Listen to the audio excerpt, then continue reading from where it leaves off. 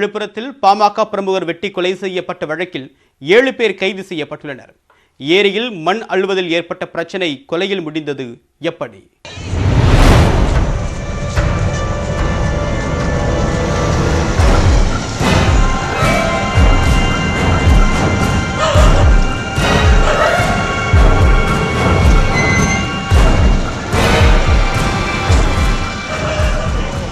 ஏரியில் மண் அள்ளுவதில் ஏற்பட்ட பிரச்சனையில் பாமக பிரமுகரின் உறவினரே அவரை கொலை செய்திருப்பது தெரிய வந்துள்ளது.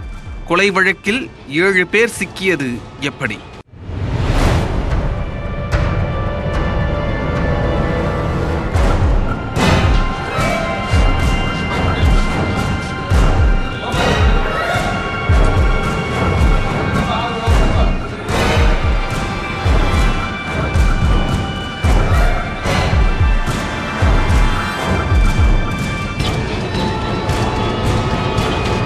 விழுப்புரம் மாவட்டம் விக்கிரவாண்டி அருகே உள்ள கப்பியாம்புலியூரை சேர்ந்தவர் 45 வயதான ஆதித்யன்.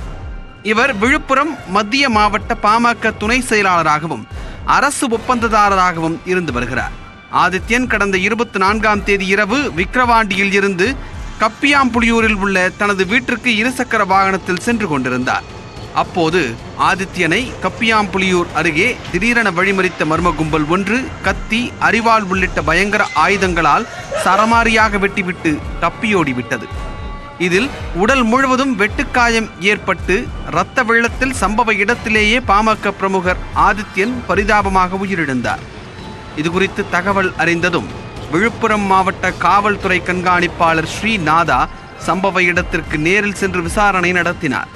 கொலையாளிகளை பிடிக்க 5 தனிப்படைகளையும் அமைத்து எஸ்பி உத்தரவிட்டிருந்தார்.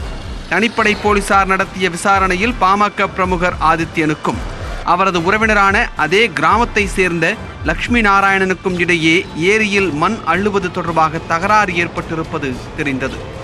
மண் அள்ளுவதில் ஏற்பட்ட முன் விரோதம் காரணமாகவே இந்த கொலை நிகழ்ந்திருப்பதையும் போலீசார் உறுதிப்படுத்தினர். இதையடுத்து கப்பியாம்புலியூரை சேர்ந்த லட்சுமி நாராயணன், அவரது சகோதரர் ராமு மற்றும் விஷ்ணு, நாராயணமூர்த்தி உள்ளிட்ட 10க்கும் மேற்பட்டோர் மீது விக்கிரவாண்டி போலீசார் வழக்கு பதிவு செய்தனர். தலைமறைவாக இருந்து வந்த குற்றவாளிகளை பிடிக்க 5 குழுக்களாக பிரிந்து தனிப்படை போலீசார் தீவிர தேடுதல் வேட்டை நடத்தி வந்தனர். இந்த நிலையில் பாமக பிரமுகர் ஆதித்யன் கொலை செய்யப்பட்ட வழக்கில் முக்கிய குற்றவாளிகளான கப்பியாம்புலியூரை சேர்ந்த லட்சுமி நாராயணன், அவரது சகோதரர் ராமு மற்றும் விஷ்ணு, வினோத், தேவநாதன் மற்றும் கோலியனூரை சேர்ந்த ராகவன், மதன்குமார் ஆகியோரை தனிப்படை போலீசார் கைது செய்துள்ளனர்.